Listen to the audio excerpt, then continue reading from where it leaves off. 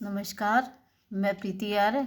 मेरे चैनल एक कहानी बाय प्रीति आर्य में आप लोगों का बहुत बहुत स्वागत है। आज मैं आपको शिवानी जी की फिर एक कहानी सुनाने वाली हूँ जिसका नाम है जिलाधीश। तो प्रस्तुत है कहानी जिलाधीश।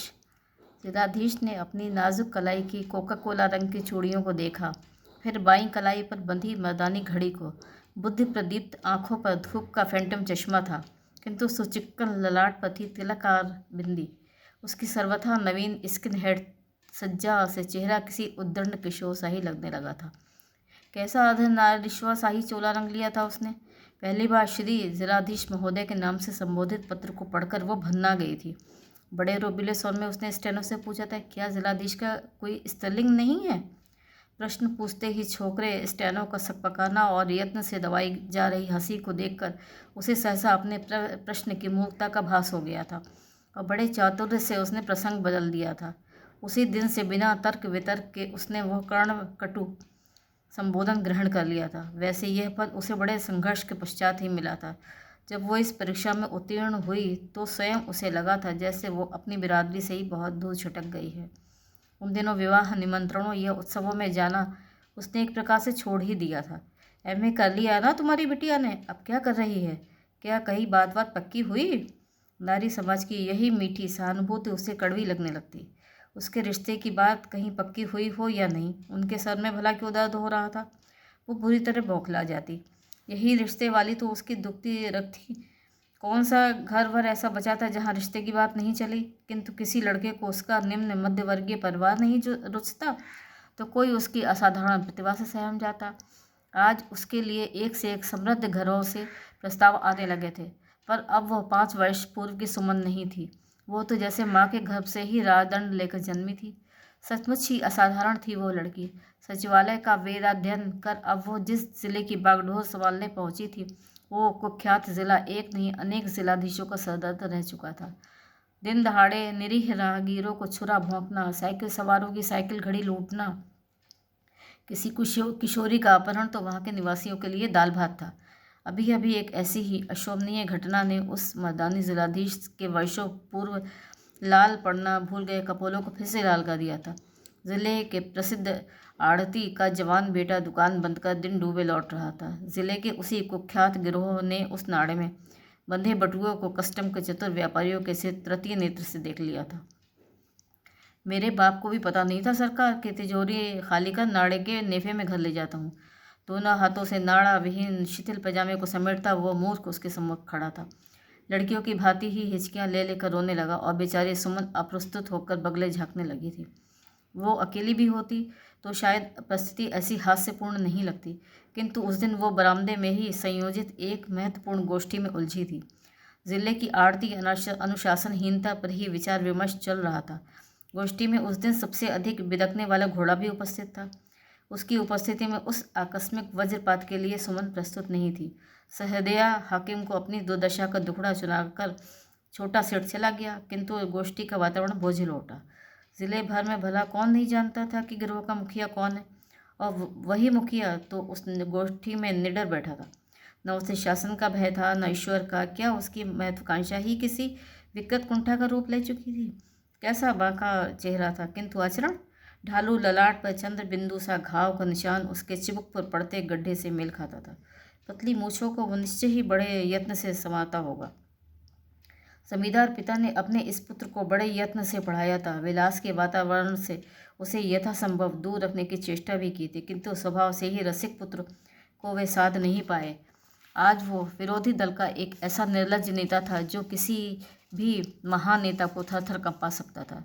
एक बार एक प्रतिष्ठित प्रसिद्ध समाज सेविका का चीर उसने उसी के अभिनंदन समारोह में दुशासन बनकर खींच लिया तो सुमन भी सहम गई थी। बात तथ्यहीन नहीं कही थी रणधीर सिंह ने। उजली रेशमी साड़ी और चंदन के धवल तिलक की भव्यता क्या समाज सेविका के कलुष को छिपा सकती थी?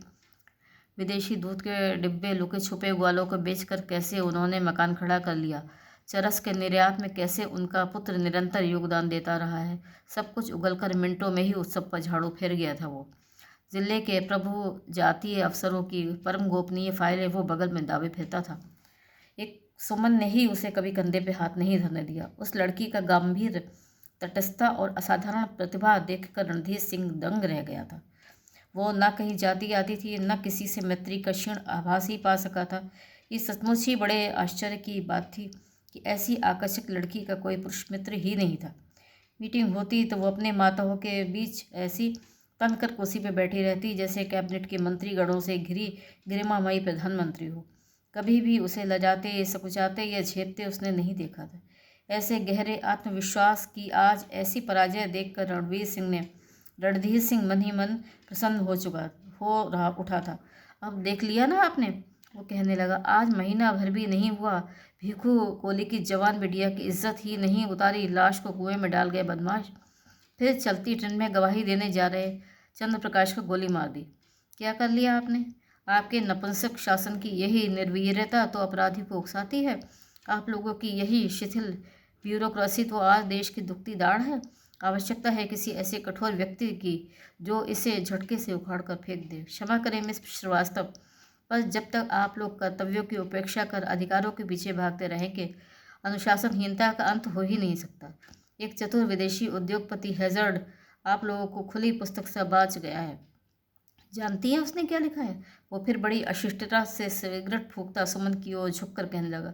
वो लिखता है कि लॉर्ड कर्जन के शासनकाल से आज तक की सरकारी फाइलों को देखकर मैं आश्चर्यचकित रह गया हूँ। तब और अब की शासकीय भाषा, मूल विषय की पकड़ एवं शासन की गतिविधि में एक आकर्षक साम्य है। इतनी बड़ी चोट कर गया फिरंगी, पर हम फिर भी नहीं बदले। अब आप ही बताइए मिस श्रीवास्तव, ऐसी गोष्ठियाँ, सेमिनार क्या केवल खिलवाड़ मात्र नहीं बन गई है? एक एक बिस्किट कुतर, घूंट भर काफ़ी घुटक हम कद्दू में कौन सा तीर मार लेते हैं। मुझे आज्ञा दे, आज ज़रा मैं बाहर जा रहा हूँ। कोई कुछ कहता, इससे पूर्व ही अपना ऊंचा धड़ और ऊंचा तानता वो सद से निकल गया था, पर वो अपना चेहरा झुकाए चुपचाप बैठी रही। बड़ा उजड्ड साहब ये, अयोध्या प्रसाद जी ने ही अपनी चुप्पी तोड़कर कहा। किसी महिला के सम्मुख कैसे बोलना चाहिए ये भी नहीं सीख सका। हम सबकी ओर से उस छोकरे को बकवास के लिए क्षमा करें मिस श्रीवास्तव। क्षमा कैसी? उन्हें विदा देती सुमन बड़ी स्वाभाविकता से मुस्कुरा उठी। उसे भला कौन नहीं जानता? ठीक ही तो कह रही थी वो, किंतु विरोधी दल के उस बिना ताज के बादशाह को न्योते बिना भी तो किसी सरकारी पंगत की कुशल नहीं थी। वो क्या इतना नगण्य था कि उसे वो न बुलाती? कौन सा विधेयक संसद के समक्ष विचाराधीन है? असेंबली में पूछे गए किस नंगे प्रश्न की आतिशबाजी विरोधी को झुलसा सकती है, वो सब जानता था। फिर वो दल बदलने में शायद अपनी कमीज़ बदलने से भी कम समय लेता था। इसी से उसका मूल्य इधर अचानक बढ़ गया था। अपने जमींदार प्रासाद में वो एकदम अकेला रहता था। पास ही उसका विराट फार्म था और कुछ लोगों का कहना था कि वो उसी फार्म ज़िले के दस्यु दल का भिंड मुरैना है। एक बार उसने ज़िले के उच्च अधिकारियों को सहभोज पर निमंत्रित किया तो सुमन उसके प्रासाद का वैभव देख चकरा गई थी। किसी रियासती महल का सा दरबार हाल अपने आदमकद आईनों में अतिथियों को उसके शत शत प्रतिबिंब दिखाकर सहमा गया था। बहुत ऊंची दीवारों पर टंगी जमींदार वंश के पुरखों की सुनहरी चौखटों में मढ़ी तस्वीरें, बीच बीच में लगे क्रूर आदमखोरों की तीखी तनी सुनहली मूछें, 12 सिंगों के दर्जनों मुंड और उन सबके बीच जड़ा एक विराट अर्नब हैसे का महिषासुर सा मुख। सुमन उन्हें बार बार देखती जा रही थी कि वो हंस हंस कर उसे एक एक का इतिहास बताने लगा। ये मैंने फला जंगल में मारा था, वही है फला जंगल में, असल में शिकार ही मेरी एकमात्र हॉबी है। कभी चलिए ना आप। सुमन ने हंसकर बात टाल दी थी। शिकार को, और वो भी उसके साथ? उस भोज के पश्चात उस उद्दंड युवक ने 2-3 बार और भी सुमन की ओर मैत्री का हाथ बढ़ाया था, किंतु 5 वर्ष की नौकरी ने सुमन को बहुत कुछ सिखा दिया था। बचपन में पढ़ी कम इनटू माय पार्लर कविता का अर्थ वो अब समझती थी। इतने दिनों की तटस्थता से बना उसका गंभीर दुर्ग आज सहसा ढेर हो गया था। निश्चय ही आज गोष्ठी के सदस्य अपनी अपनी पत्नियों से हंस हंस कर बतला रहे होंगे कि बिना नाड़े का पैजामा हाथ में समेटे कैसे वह सेठ सुमन के बंगले में चला आया था। क्या वह मूर्ख आने से पहले कहीं से एक नाड़ा नहीं जुटा पाया था? और भला पुलिस स्टेशन न जाकर वहाँ आया ही क्यों? अपमान की वेदना से स्याह पड़ गए चेहरे को उसने दर्पण में देखा और स्वयं ही आंखें डबडबाईं। कभी कभी उसे लगता है जैसे इतने बड़े संसार में वह एकदम अकेली है। मौसी की सीख उसे ऐसे क्षण में रुला जाती। आत्मियों में अब एक वही तो रह गई थी। पिछली बार आई तो कितनी गिड़गिड़ाई थी, सुमन एक बार तेरे लिए हीरा लड़का ढूंढ कर लाई हूँ, है दुहेजू पर लाखों का बिजनेस करता है। आरा के समृद्ध कायस्थ परिवार का इकलौता बेटा है। क्या कहती हो मौसी? अब बूढ़े तोते को राम राम पढ़ाओगी क्या? जानती हो मैं कितने साल की हूँ? कौन कहता है तू बूढ़ी है? कोई 19 से ज़्यादा बता दे तो तुझे मैं अपनी नाक कटा लूँ। अरे मौसी, मेरी कलेक्ट्री। वो हंसती हंसती जानबूझकर उन्हें छेड़ने लगी थी। अरे भाड़ में जाए तेरी कलेक्ट्री। हम औरतों की ज़िंदगी एक रेलगाड़ी है बिटिया। समय रहते ही जिसने रिजर्वेशन करा लिया वो तो आराम से पैर फैलाए यात्रा कर लेगी, और जो तुझ जैसी ढींगड़ी ठीक गाड़ी छूटने पर पहुंची उसे स्टेशन छोड़ती गाड़ी के किसी भी डिब्बे में घुसपैठ करनी होगी। सेकंड, थर्ड या जो भी डिब्बा हाथ लगे, हो सकता है बैठने की भी जगह न मिले। खड़ी खड़ी ही सफ़र कब तक करेगी सुमन? मौसी ने बड़ी लाड से उसकी पीठ पर हाथ फेरा था। एक ऐसी लड़की थी तू, छूने से भी मैली लगती थी, पर अब मुँह मर्दों के साथ रहते रहते क्या गत बना ली है अपनी। कुदरत से लड़ेगी तो मुँह की भी खाएगी, समझी? पर कहाँ समझी थी सुमन? केवल अपना व्यर्थ प्रतिशोध लेने ही तो उसने उन्हें ठुकरा दिया था, पर क्या बिगाड़ पाई उनका? पुरुष चाहे काना हो, लूला हो या लंगड़ा, अपने किसी क्षतिग्रस्त अंग के कारण कभी कुंवारा रह सकता है? उनमें से कौन आज तक कुंवारा बैठा होगा? उस दिन सुमन नित्य की भांति न घूमने ही गई, न चश्मा चढ़ाकर उसने नीरस फाइलों का ही अवलोकन किया। दूसरे दिन भी उसने छुट्टी ले ली। तीसरे दिन स्वयं उसे ही अपनी अकर्मण्यता उकसा गई। बहुत दिनों से एक तहसील का दौरा अधूरा पड़ा था, क्यों न उसे निपटा ले। कई बार उसे उस तहसील की कुव्यवस्था संबंधी गुमनाम पत्र आ रहे थे। नित्य वह सरकारी गाड़ी पर ही दौरे पर निकलती थी। साथ में रहती थी पूरी सरकारी कुमुक, स्टेनो, अदलिया और एक आध मुसाहिब। उस तहसील का मार्ग बीहड़ दुर्गम होने पर भी सुमन को बेहद पसंद था। आज वो अपनी गाड़ी लेकर अकेली ही जाएगी। अचानक पहुंचकर ही अकर्मण्य तहसीलदार को पुरुषोचित क्रोध से झकझोरना होगा। वो दौरे पे जा रही है, कल शाम तक लौटेगी, ये किसी और से न कहे।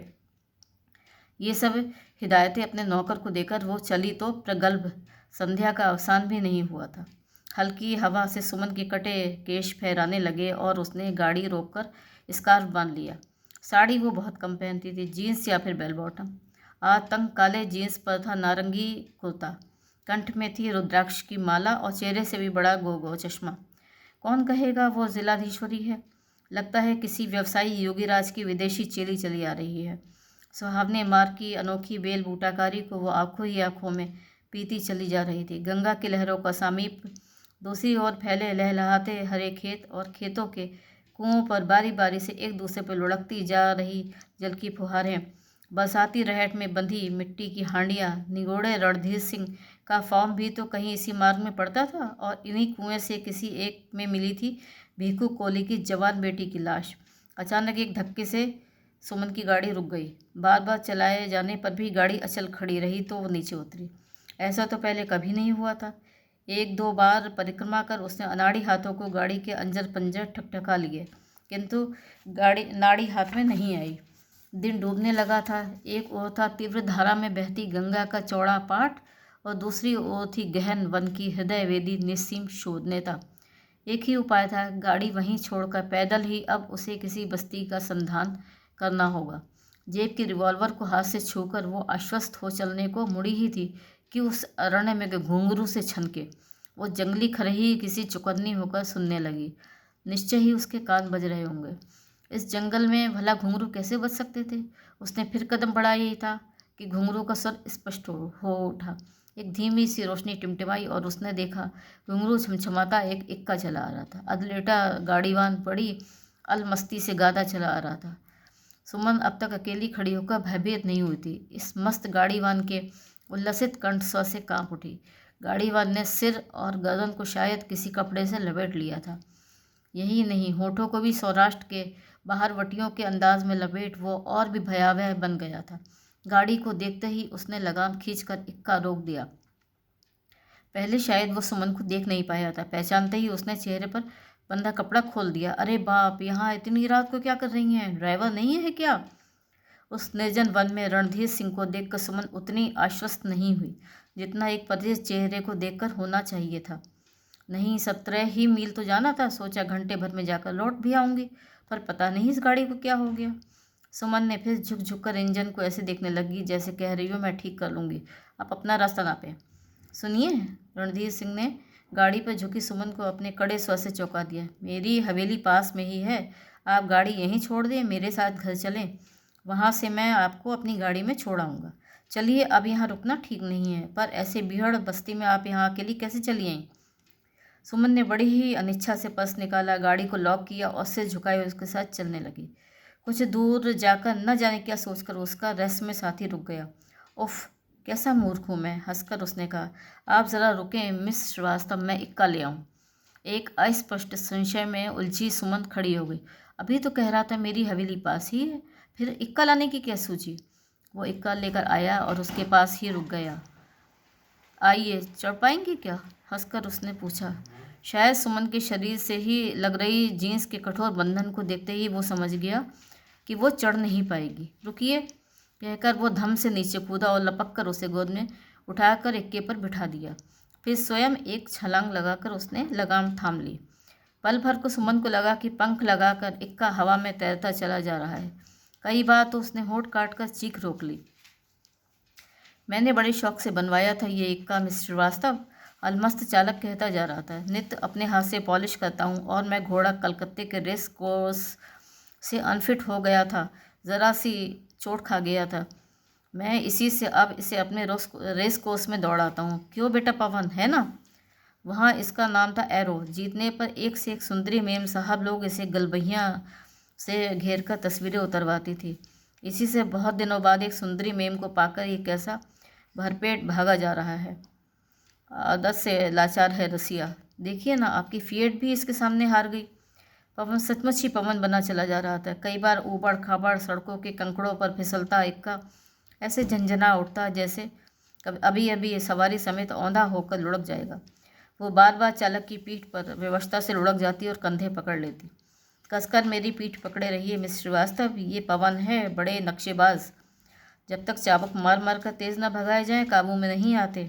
तब वो तड़ातड़ चाबुक लपलपाता इक्के की गति को और भी तीव्र कर देता। लगता था उस भयावह यात्रा का कभी अंत ही नहीं होगा।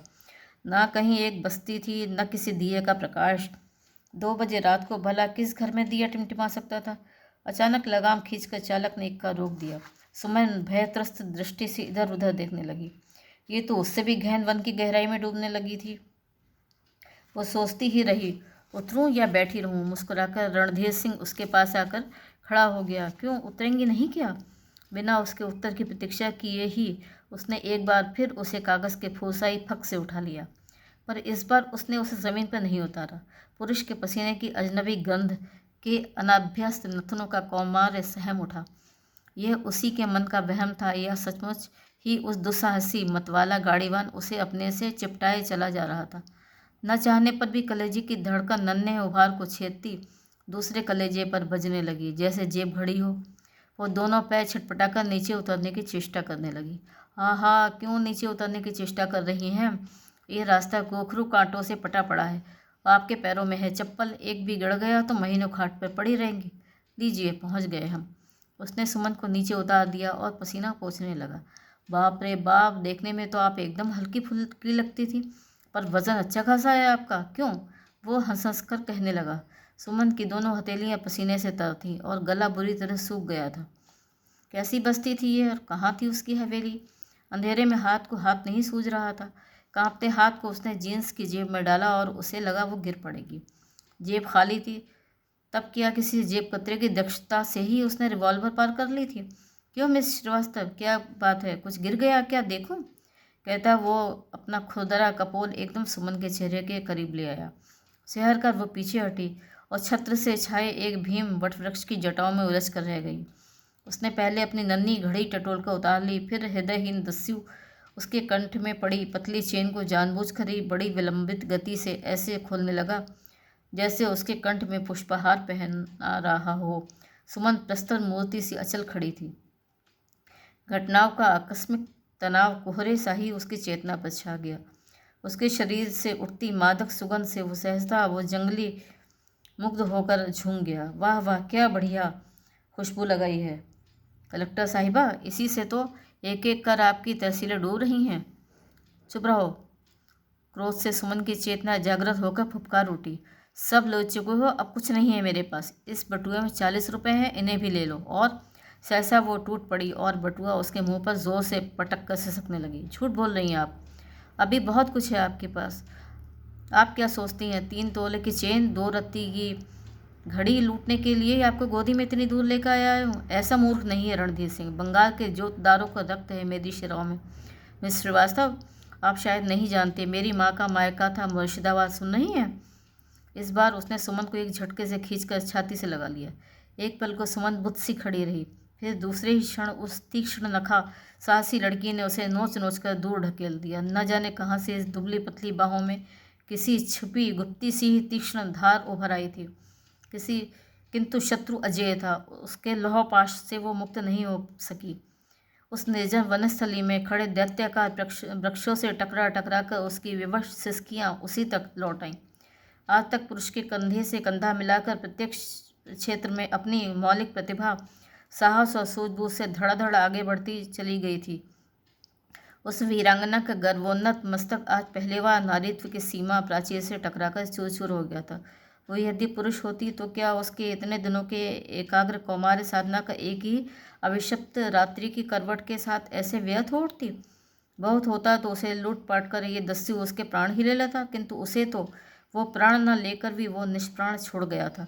विषम परिस्थिति की वास्तविकता एक बार फिर बोर आ गई।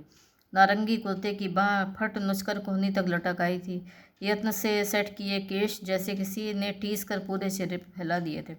सुमन, अचानक उसकी धृष्ट पुकार सुनकर वो जैसे आकाश से गिरी। रेशमी पलकों के आंसू अभी सूखे भी नहीं थे। क्षमा करना, तुम्हें तुम्हारा नाम लेकर पुकार रहा हूँ। तुम्हारे ओहदे का कोई महत्व नहीं रहा है अब, है ना? जब तुम्हें पहली बार देखा तभी मैंने प्रण कर लिया था एक न एक दिन। वो अपना मुंह जोर वाह के पूरा भी नहीं कर सका था कि सुमन ने अपना मृणाल दंड सा कोमल हाथ वज्र बनाकर उसके गाल पर घुमा दिया। हवा में घूम गई किसी बेंत की पतली छड़ी सी सटाक से रणधीर सिंह पल भर को तिलमिला गया। फिर उसने उसी हाथ को ज़बरदस्ती खींचकर होठों से लगा लिया। ऐसे तिलमिलाने से कुछ नहीं होगा सुमन। कौन जीता है कौन हारा है ये भी क्या मुझे बतलाना होगा? पर तुम्हें विश्वास दिलाता हूँ जिलाधीश्वरी, आज की यह मीठी स्मृति केवल हम दोनों की धरोहर रहेगी। साक्षी रहेगा ये उदार अश्वत्थ। फिर वो छटपटाती सुमन को अपनी चौड़ी छाती से चिपकाए थोड़ी ही देर में तृप्त खर्राटे भरने लगा। चेष्टा करने पर भी सुमन फिर बंधन मुक्त नहीं हो पाई। एक करवट लेकर वो उसका भयावह सहचर पलटा तो वो छुटक कर दूर उठ गई। नवोदित सूर्य की पांडुरंग किरणों का जाल वन वनांतर चीरता उस अरण्य को रंग गया। वटवृक्ष की मौन शाखा प्रशाखाएं पक्षी रव से मुखरित हो उठी। क्या बढ़िया नींद आई, मैं तो भूल ही गया था कि तुम भी मेरे साथ सोई हो। वो हंसा। ओह, उस कुटिल कामी की हंसी कैसी स्वच्छ निर्दोष थी। मैं तुम्हारे पास नहीं सोई थी। क्रुद्ध स्वर में फुफकारती सुमन और 2 कदम पीछे हट गई। ओह, तब क्या बरगद की जटा पकड़ के लटकी थी अब तक? वो फिर हंसकर सिगरेट सुलगाने लगा। देखा ना, मेरा कुर्ता अभी भी तुम्हारे आंसुओं से भीगा है। अपने मलमल के कुर्ते को उसने सामान्य रूप से उठाकर दिखाया और खुले बटनों के बीच लोमश छाती को देखकर सुमन फिर काँप गई। लगता है बहुत नाराज़ हो। क्यों? चलो चलो, तुम्हारी तहसील तक पहुंचा दें। कह देंगे रास्ते में कलेक्टर साहिबा की गाड़ी ख़राब हो गई थी। वो तो अच्छा हुआ, फॉर्म से गल्ला ट्रक पर लदवाकर मैं लौट रहा था। वो फिर बड़े उल्लसित स्वर में सीटी बजाने लगा। चलते चलते वो अचानक मुड़ा। उसके पीछे से झुकाए किसी मंत्रपूर्ण डोरी सी में बंदी सी सुमन चली जा रही थी। सुमन खिलवाड़ कर रहे आनंदी चेहरे की एक एक रेखा सहसा बदल गई। पलट कर उसने सुमन के दोनों हाथ थामे तो पकड़ में रात्रि की कठोरता नहीं थी, जैसे उसे फूल की छड़ी से छू रहा था। वो भीखू कोली की हत्या में मेरे दल का हाथ नहीं था। कहीं तुम यह मत समझना कि मैं जंगलों में यही सब करता फिरता हूँ। तुम्हें विश्वास दिलाता हूँ सुमन, किसी नारी का स्पर्श भी मैंने आज तक नहीं किया था। मैंने तुम्हें जो घर पहुँचाने का आश्वासन दिया था उसके पीछे किसी छल कपट का पाखंड नहीं था। पर वो टिटनेस की रोगणी की भांति ही ऐठी सुमन के बिखरे बालों पर हाथ फेर कर एक क्षण चुप रह गया। तुम्हारी उदासीनता ने ही मुझे ढीठ बना दिया था। मीटिंग होती तो तुम जानबूझकर ही मुझे अपनी तटस्थता से पागल बना देती, किंतु तुम्हारे खोखले अभिनय को मैंने पकड़ लिया था। कई बार तुम्हारी लुका छिपी में मुग्ध दृष्टि का मूक आह्वान में पा चुका था। सच कहो सुमन। उसने सुमन के दोनों कंधे पकड़ लिए और झुकी पलकों पर अपनी तीक्ष्ण दृष्टि निबद्ध कर दी। सुमन जैसे प्रखर सूर्य की किरणों के तेज से सम्मुख आँख नहीं उठा पा रही थी। कैसी विचित्र थी तुम्हारी सज्जा। वो स्वयं ही बोलता जा रहा था। कभी कांसे से चमकती अर्धनग्न पीठ पर बड़े औदार्य से प्रदर्शन कर रहा तुम्हारा ब्लाउज, और कभी किसी छोकरे किसी ढीले कुर्ते की मेखला में लुकी छिपी खेलता और भी रहस्यमय बन गया तुम्हारा यौवन। क्या तुम जानबूझकर स्वयं ही दुर्भाग्य को नहीं न्योताई थी? सुमन के स्वाभाविक रूप से सफ़ेद पड़ गए चेहरे को देखकर उसने एकाएक गिरगिटी रंग बदल लिया। सहमी सहचरी को अब उसने चिबुक उठाकर गुदगुदाने की व्यर्थ चेष्टा की। कोई मनहूस सी मैट्रन वाली साड़ी वाड़ी पहनकर दफ्तर में बैठी होती तो शायद ये सब नहीं होता। मैंने ऐसी ऐसी मर्दानी औरतों को देखा है जो अवसर बनते ही अपनी बलवती इच्छा शक्ति से मूछें तक उगा लेती हैं। तुम्हारी कसम सुमन, एक ठुड्डी पर तो मैंने दाढ़ी भी देखी थी, 46 इंच सीना और ऐसी चौड़ी हथेली की तमाचा मारे तो 32 ही बाहर। पर तुम तो केवल नाम की ही अवसरी हथिया सकी हो। क्यों? सुमन चुपचाप खड़ी थी। Let's part friends.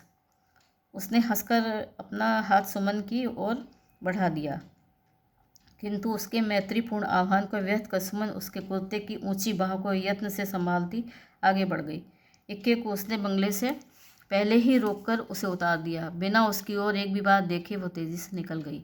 बंगले पर पहुंची तो मान बहादुर अचानक लौट आई स्वामिनी को देखकर घबरा गया। मालिक की किशोरी सलोनी पुत्री को वो मेम साहब के कॉफ़ी के मग में हंस हंस कर झागदार कॉफ़ी पिला रहा था।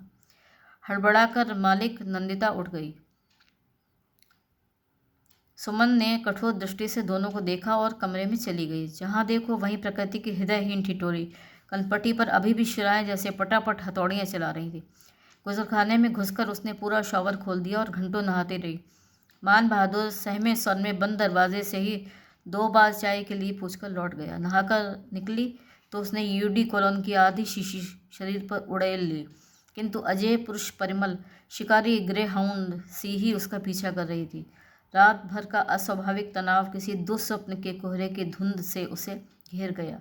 अलमारी में धरी एस्प्रिन खाने की उसे महीने में एक आध बार ही ज़रूरत पड़ती थी, वो भी एकमात्र एक गोली। आज 3-3 गोलियां घुटकने पर भी सर दर्द से फटा जा रहा था और चेहरे की तमतमाहट वो तो जैसे मज्जा में घिसकर रह गई थी।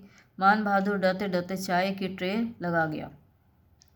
चाय पीकर उसने अपने अर्दली को बुलवा भेजा तो मान बहादुर सहमा निश्चय ही अब मेम साहब उसे कान पकड़कर बंगले से बाहर करने अर्दली को बुलवा रही हैं। किंतु सुमन ने बड़े ठंडे में उसे अर्दली के साथ जीप लेकर अपनी गाड़ी ले आने का आदेश दिया और कहा, आज मेरी तबीयत ठीक नहीं है मान बहादुर, मैं खाना नहीं खाऊंगी। जाने से पहले मान बहादुर बड़े सलीके से फाइलों का अंबार उसकी मेज़ पर लगा कर गया था। दौरे से लौटने पर वो नित्य अपने बेडरूम में ही दिन भर का जमा हो गया काम निपटाया करती थी, पर आज उसे स्मृति विभ्रम हो गया था। क्या वो कभी फाइलें भी देखती होगी? रात भर वो बेचैन करवटें बदलती रही। क्या पता वो दुसाहसी उसे जीवन भर ब्लैकमेल करता फिरे। ज़िले का एकमात्र समाचार पत्र अपने चौंकाने वाले निम्न रुचि के समाचार पत्रों के लिए अत्यंत लोकप्रिय था। लोगों का कहना था कि रणधीर सिंह ही उस पत्र का संरक्षक है। उसी के माध्यम से जिला शासक वर्ग पर वो जब चाहे तब पीछे से थूक सकता था। क्या पता कल के प्रातःकालीन संस्करण में जिलाधीश के अपहरण का समाचार चूरन चटनी के साथ परिवेशित हो। किसी फिर गुणी संपादक क्या केवल अपहरण का ही समाचार छापकर संतुष्ट होगा? सारी रात वो कमरे में चहलकदमी करती रही। थक कर चूर हो आराम कुर्सी पर बैठी तो रात तो पल भर को आंखें लग गई। एक झपकी भी पूरी नहीं हुई थी कि अरण का सहचर अधूरी झपकी के बीच ही बड़े दुस्साहस से हंसता बाहें फैलाता उसकी ओर बढ़ाया। एक दबी चीख के साथ वो उठ बैठी और फिर टहलने लगी। दूसरे दिन नहा धोकर ही वो फाइलों में जुट गई। उस दुस्वप्न को एक दुस्वप्न की ही व्यर्थता से ग्रहण करना होगा। किसी दुसह दुख में भी वो आज तक कभी देर तक मातम नहीं मना सकी थी। पहले उसने फाइलें निपटाई, फिर आत्मीय स्वजनों को पत्र लिखे। नित्य पंख लगाकर उड़ने वाला समय भी आज उसे 2 दिन के हितैषी मित्र की भांति छोड़ ही नहीं रहा था। ग्राफ लेकर वो सलाइयाँ खटकाने बैठ गई। इस दुरूह नॉर्वेजियन नमूने की उलझन में डूबकर उसे फिर कुछ सोचने का अवकाश नहीं रहा। किंतु कैसी भूल थी उसकी। पद पर उसकी चेतना केवल एक ही व्यक्ति के इर्द गिर्द चक्कर काट रही थी। पत्ता भी खड़कता तो वह भय विस्फारित दृष्टि से इधर उधर देखने लगती। क्या पता वो धड़धड़ाता सीधा कमरे में ही चला आए और उसे मैं बाहों में भर फिर किसी अवैध अरण को चीरता दौड़ पड़े। लज्जा विवेक सौजन्य तो वो शायद जन्मते ही घुट्टी में घोलकर पी गया था। पर वो नहीं आया। एक के बाद एक 7 दिन बीत गए। भय से सहमी सुमन अपना अधूरा दौरा भी पूरा नहीं कर पाई। रात रात भर न सो पाने की कालिमा लाख छिपाए जाने पर भी कुमलाए कपोलों पर फैलने लगी। दोनों सुकुमार कंधों को किसी का अदृश्य हाथ रह रहकर झकझोर उठता और वो कभी बैठी बैठी ही चौंक कर उठ जाती। सबसे दुखदायी था स्वप्न में उस व्यक्ति का अनाधिकार प्रवेश। उस काल रात्रि के अवसान के पश्चात एक भी रात ऐसी नहीं बीती थी जब उसके स्वप्न लोक में मुस्कुराता खड़ा ना हो गया हो। और नित्य के उस दो सपनों की सबसे अविश्वसनीय घटना थी स्वयं सुमन का स्वभाव के विपरीत निर्लज्ज आचरण। वो बाहें फैलाता तो वह उनमें स्वेच्छा से सिमटने को व्याकुल हो उठती। वो उसका चिबुक स्पर्श करता तो वो अपने जन्मांतर के तशाद अधरों की याचना स्पष्ट कर देती। यहाँ तक कि वो विदा मांगकर जाने को तत्पर होता तो घुटने टेक कर चेरी बन अपनी दीनहीन विनती चिरौरी से उसका मार्ग अवरुद्ध कर देती। हड़बड़ाकर वो पसीने से तरबतर बिस्तरे पर बैठी कांपती रहती। छी छी, क्या हो गया था उसे? जिस व्यक्ति ने उसे किसी गुहा मानव के से ही अपने प्रणय निवेदन से झकझोर दिया था, उसका सर्वनाश करने में जो रंच मात्र भी नहीं झिझका था, उसी के प्रति उसकी छलनामयी अमूर्त चेतना पुष्प के किस परागकण में उसके प्रणय का कीट छिपा रह गया। कई बार उसके जीव में आया वो लंबी छुट्टी लेकर बम्बई चली जाए। वहाँ तो ऐसे अनेक मनोवैज्ञानिक मसीहा बसते हैं, क्या पता वे उसकी अंतरात्मा की नाड़ी पकड़कर इस विचित्र रोग का निदान कर ही दें। पर उन पर भी तो आस्था नहीं थी। स्वयं उसकी चचेरी बहन एक ऐसे ही प्रसिद्ध मनोवैज्ञानिक चिकित्सक की पत्नी थी और उसे महीने में 15 दिन हिस्टीरिया के ऐसे दौरे पड़ते थे कि चिकित्सक जीजा उसे लुक छिपकर प्रेतात्माओं के किसी प्रसिद्ध चिकित्सालय में झड़वा भी लाए थे। अपने इस रोग पर उसे स्वयं ही विजय पानी होगी। रात भर की उनीदी आंखों को अपनी ठंडी हथेलियों से ढककर वो एक दिन लॉन में बैठी थी कि उसकी अनिद्रा का कारण सशरीर उपस्थित हो गया। वो तटस्थी भी नहीं हो पाई थी कि वो स्वयं हंसता हंसता बड़ी स्वाभाविकता से ऐसी कुर्सी खींचकर जम गया जैसे बड़े आग्रह से न्योता दिया गया प्रिय पाहुना हो। कहिए मिस श्रीवास्तव, मैंने सुना 7-8 दिन से आपकी तबीयत ठीक नहीं है। सुमन का चेहरा तमतमा उठा। किसने कह दिया? उसकी अनिद्रा का रहस्य तो केवल उसी तक सीमित था। मन की बात भांप लेना राजनीति के उस चतुर खिलाड़ी के बाएं हाथ का खेल था। उसने सुमन के चेहरे की तमतमाहट के बीच भी उसके मुंह प्रश्न को पढ़ लिया। छोटी सी जगह है ये। वो फिर दोनों हाथों की अलमस्ती से कुर्सी के पीछे हाथ डाल हंस हंस कर झूला झूलने लगा। किसके चौके में क्या पक रहा है ये नतने भीजते ही सूंघा जा सकता है। केमिस्ट के यहाँ टूथपेस्ट लेने गया तो देखा आपका चपरासी वेरामून लिए जा रहा है। आप ही बताइए, वेरामून कोई अपच की औषधि तो है नहीं। सुमन ने बड़ी रुखाई से मेज़ पर धरा अखबार उठा लिया और पढ़ने का अभिनय करने लगी, पर उसके कांपते हाथों को देखने वाले ने देख लिया था। क्यों चिंता करती हैं? उसने धीरे से अखबार खींच लिया। ज़िले का सबसे सतर्क रिपोर्टर आपके चरणों का दास है। उसके रहते इसमें कोई भी खबर नहीं छप सकती जिससे आपकी यश पताका कालिमा रंजित हो। सुनिए, चाय कॉफ़ी कुछ नहीं पिलाएंगे क्या? आप जैसे बुद्धिमान अफसर तो हमें सिर आंखों पर लिए फिरते हैं। आपके आतिथ्य में त्रुटि रही तो फिर शायद प्रेस रिपोर्टर उतना उदार ना रहे। सुमन ने उसकी धृष्ट याचना सुनकर भी अनसुनी कर दी। कोई कसाई भी होता तो शायद गाय सी ही उन दो बेहद डरी सहमी आंखों को देख छुरी लिए स्वयं ही 2 डग पीछे हट जाता। वधिक सी तेज शिकार टार्च की रोशनी से अंधे बन गए शिकार ने सधे निशाने का ग्रास बनने को स्वयं ही घुटने टेक दिए थे। ना वो उसे डांट कर भगा सकी, ना स्वयं ही वहाँ से उठ पाई। बहादुर, जल्दी चाय बनाकर ले आओ। इस बार रणधीर सिंह ने ऐसे रोबीले स्वर में आदेश दिया जैसे वो गृहस्वामी हो। आप तो ऐसे बैठी हैं जैसे किसी ट्रांस की माध्यम हो। अच्छा, ईमान से बताइए ज़रा, क्या सपनों में मुझसे हंस हंस कर लिपट नहीं जाती आप? काश वे सपने सच होते। सुमन चौंक कर उसे देखती ही रह गई। कहता क्या है ये? क्या सचमुच ही ये किसी अघोरी तांत्रिक का सर्वदर्शी अंतर्यामी चेला है? अनिद्रा का रहस्य तो मान लिया, इस दवा का सूत्र हम कर मिल गया, किंतु इसके दुरूह सपनों की पोटली किसने थमा दी थी इसे? तब से नित्य मैं ऐसे ही सपने देखता हूँ सुमन। वो एक लंबी सांस खींचकर कहने लगा। अब तुम न मुझसे दूर भागती हो, न मेरी बाहों में छटपटाती हो। तुम्हारा वो मीठा आत्मसमर्पण क्या मेरे सपनों तक ही सीमित रहेगा? सुमन अब और कुछ नहीं सुन सकी। बहादुर चाय बनाकर रख गया था। उसके हाथ पैर ऐसे अवश हो गए कि वो प्यालों में चाय नहीं डाल सकी। एक ऐसा विचित्र संयोग था भगवान, क्या क्रूर विधाता भी उन दोनों को सपनों के माध्यम से छलने लगा था। रणधीर सिंह ने ही चाय बनाकर उसे प्यारा थमाया और सम्मोहन सी में बनी वो चाय पी गई। मैं उतना नीच नहीं हूँ सुमन जितना तुम समझती हो, वो धीमे स्वर में कहता गया। माँ को बचपन में खो दिया, पिता ने दूसरा विवाह कर लिया, न मुझे माँ की ममता मिल पाई न बाप का दुलार। मेरी कुंठा ने मुझे विद्रोही बना दिया। चाहो तो तुम ही अपने रूप, प्रतिभा और स्वभाव से मुझे क्षमा करें। उसके मोहक प्रस्ताव को बीच में काटकर वो उठ गई। मुझे एक मीटिंग में जाना है, ठीक 10 बजे पहुंचना था, 10 बज गए हैं। चलिए चलिए, वो हंसता हंसता उसी के साथ खड़ा हो गया। आप शायद भूल गई, मैं भी तो उसी कार्यकारिणी का सदस्य हूँ। तो फिर उस मीटिंग में रणधीर सिंह के प्रश्नों की बौछार ने सुमन को बौखला दिया। वो जो भी प्रस्ताव रखती, चट से उसी क्षण उसकी व्यर्थता सिद्ध कर उसे परास्त कर देता। घर लौटते ही सुमन लंबी छुट्टी पर जाने का निश्चय ले चुकी थी। ये ठीक था कि ऐसा निश्चय लेकर वो स्वयं अपने बंधु वर्ग के सन्मुख पराजय ग्रहण कर रही थी। जब 8 महीने पूर्व वो इस जिले का कार्यभार ग्रहण करने आई थी तो उसके अनेक सहकर्मियों के साथ कई पत्र आए थे। वे कभी स्वयं उस जिले का कठिन शासनभार संभाल चुके थे। इस जिला तो हमारे प्रदेश का प्रॉब्लम चाइल्ड है, देख लेना, तो साल भर में ही तुम्हें लंबी छुट्टी पे जाना होगा। एक मित्र ने लिखा तो गर्वीली सुमन ने 30 सा उत्तर भेज दिया था, निश्चिंत रहो, मुझे छुट्टी नहीं लेनी पड़ेगी। किंतु आज तो उसे स्वेच्छा से ही बोरिया बिस्तरा लपेटना पड़ा। यह भी संभव था कि इस छुट्टी के बीच उसका तबादला हो जाए, और यदि नहीं हुआ तब? इस तब का सुमन के पास कोई उत्तर नहीं था। अब उसके लिए एक ही मार्ग खुला रह गया था कि वो मौसी का प्रस्ताव मानकर उसी दोहेजू के गले में माला डाल दे। उस दिन उसने नींद की गोलियां नहीं खाई। क्या पता वही गोलियां उसे ऐसे उल जल्लू सपने दिखा रही हों। रेडियो खोलकर वो चुपचाप बिस्तर पर लेट गई। किसी प्रसिद्ध सितार वादक का आलाप और झाला उसे झपकियाँ सी देता रहा, और कई दिनों बाद वो पहली बार गहरी नींद में डूब गई।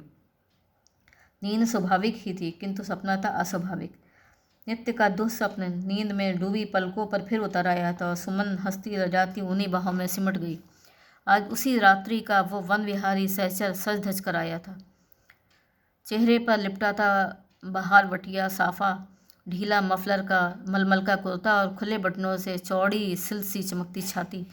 कांपते अधरों पर पतली मूछों का स्पर्श पाकर सोने वाली हड़बड़ाकर उठ बैठी। किंतु यह क्या स्वप्न था? यदि स्वप्न ही था तो क्यों उन बाहों के लौह कपाट मुंदकर रह गए थे? क्यों वो छटपटाने पर भी मुक्त नहीं हो पाई थी? तुम कैसे आ गए यहाँ? सुमन की दृष्टि अपने मिनी पारदर्शी नाइटी पे पड़ी। वो क्रोध, लज्जा और भय से थरथर काँप उठी। मूर्ख मत बनो, तुम्ही ने तो बुलाया था। वो बिखरे बालों को पीछे हटाता उसके कान के पास अपना चेहरा ले आया। मैंने? पल पल द्विगुणित हो रहे क्रोध के उफान से पतले होंठ काँप रहे थे। हाँ, उसका चेहरा और भी धीमा हो गया, उसका स्वर और भी धीमा हो गया। आज तो सोते ही आ गई थी, बार बार मेरा हाथ खींचकर कहती थी चलो चलो मेरे साथ, फिर भला मैं कैसे नहीं आता? वो शुद्धातुर होंठ सुमन की नाइटी के पास ले आया तो वो कूदकर नीचे उतर आई। कैसे आ गया ये परम दुसाहसी? बाहर दो दो संगीनधारी तनिक पदशाप का खटका सुनते हाल्ट हाल्ट कहकर नित्य बंगला गुंजा देते थे। आज क्या पूरी गारद ही अफीम खाकर सो गई थी? द्वार पर चिटकनी चढ़ी थी, तब क्या घुसलखाने का नल पकड़ ही चतुर नट कमरे में घुस आया था? सुमन, अपने को मत छलो। उस रात के बाद क्या तुम किसी दूसरे की बन सकती हो? आओ मेरे पास। उफ! उसकी नंगी आंखें कहाँ आकर जड़ गई थीं। हड़बड़ाकर सुमन ने चादर लपेट ली। वो फिर हंसा। इसी से तो कहता हूँ साड़ी पहना करो सुमन। उस उद्दंड की धृष्ट आंखें यत्न से लपेटी गई चादर की जैसे धज्जियाँ उड़ा रही थी।